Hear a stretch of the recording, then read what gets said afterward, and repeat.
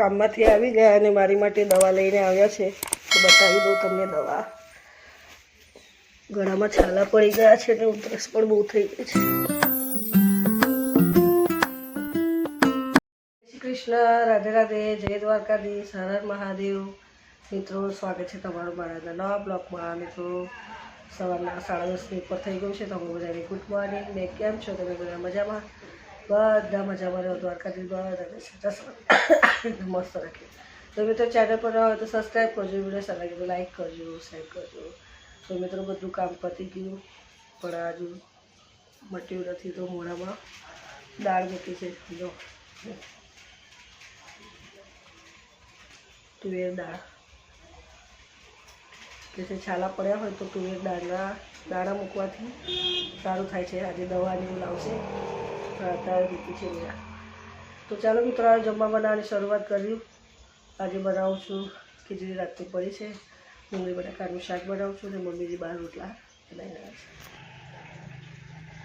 તો મિત્રો, જો બધો મસાલો વાટી કાઢ્યો છે. ટામેટાં, લીલા મરચાં, આદુ, લસણ, હળદર, મરચું, ગરમ મસાલો, જીરા પાવડર બધું આમાં નાખીને વાટી કાઢ્યું છે. અને સરસ ઝીણા ઝીણા ડુંગળી બટાકા સમારી કાઢ્યા છે. એકદમ મસ્ત ધોઈ પણ નાખ્યા. અને આ રહીને જીરું મૂકી દીધું છે.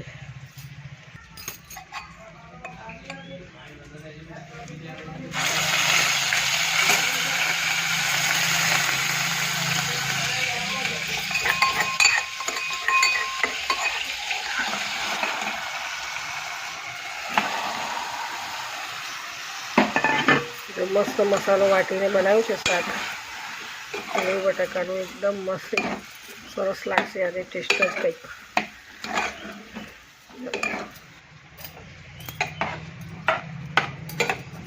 થોડું રસાવાળું જ બનાવીશ, કેમ કે મારાથી ખવાતું નથી ને, એટલે રસાવાળું જ બનાવીશ.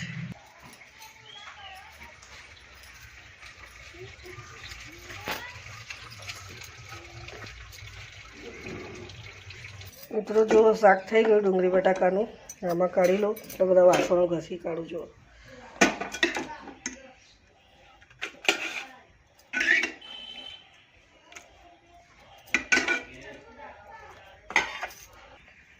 ગેસ સાફ કરી દીધો, વાટી કાઢ્યો. અને સરસ મજાનું રસાવાળું થોડું શાક બનાવ્યું, કેમ કે મારાથી ખવાતું નથી ને. ખીચડીમાં થોડું ખવાય રસાવાળું. તો જો સરસ મજાનું ડુંગળી બટાકાનું શાક તૈયાર થઈ ગયું. રસાવાળું મિક્સ મસાલો બધો વાટીને, આપણો દેશી મસાલો વાટીને. મિત્રો, આ રાતનું શાક છે સોયાબીનનું. એ પણ મસ્ત તેલ વેલ નાખીને ગરમ કરી દીધું. આ રાતે સોયાબીનનું શાક બનાવ્યું હતું. જો સોયાબીન છે. આ મુંબઈથી મારી બેન લાવ્યા હતા ને, તો સોયાબીનનું રાતે શાક બનાવ્યું હતું. અને આ રાતની ખીચડી તે રહી અને તેલમાં ગરમ કરી નાખી, મસ્ત શેકી કાઢી. જોઈ લો, આ રાતની ખીચડી એણે પણ સરસ ગરમ કરી દીધી. રહી એવું નાખીને, તેલ નાખીને શેકી. આ રાતનું શાક. બાજરીના રોટલા પણ થઈ ગયા. અને અત્યારનું છે ડુંગળી બટાકાનું શાક રસાવાળું. આપણા દેશી ગાંઠી મસાલો વાટીને બધું બનાવ્યું. મિક્સ મસાલો વાટીને, ટામેટાં બામેટા બધું નાખીને. તો મિત્રો, જો બપોરનું જમવાનું મારું રેડી થઈ ગયું. ગેસ સાફ કરી દો, સિલિન્ડર પણ બંધ કરી દીધું. ચાલો, હવે બધું નાખી દઉં. બપોરનું જમવાનું થઈ ગયું મારું રેડી. આવી ગયા અને મારી માટે દવા લઈને આવ્યા છે. તો બતાવી દઉં તમને દવા. ગળામાં છાલા પડી ગયા છે અને ઉધરસ પણ બહુ થઈ ગઈ છે. સિરપ લાયા ઉધરસની, જોઈ લો.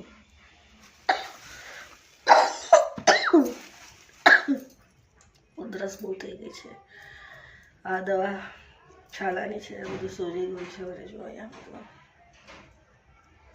આ બધું દુખે છે મને. આ દવા લઈ લો. આ ઉધરસની દવા લાવ્યા મારી માટે. Cough syrup.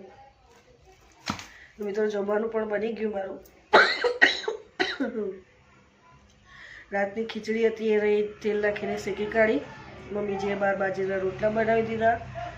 રસાવાળું ડુંગળી બટાકાનું શાક બનાવ્યું. અને રાતનું સોયાબીનનું શાક હતું, એ પણ ગરમ કરી દીધું. મારાથી તો ખવાતું જ નહીં, કેમ કે બધી સોજો છે. જો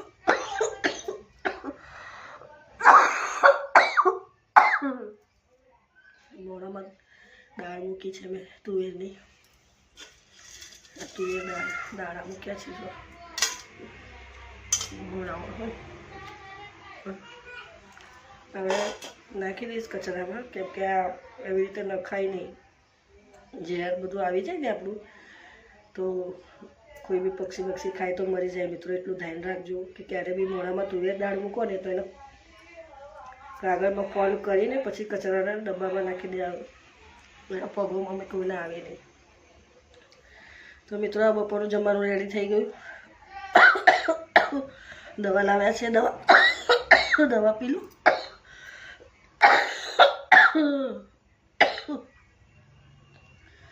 સૂજનના લીધે મારું ગળું જો કેવું સૂજી ગયું છે. આ બધું જાડો લાગે છે. રાતે તો ઊંઘ જ નથી આવતી, ખાંસી ચડે છે.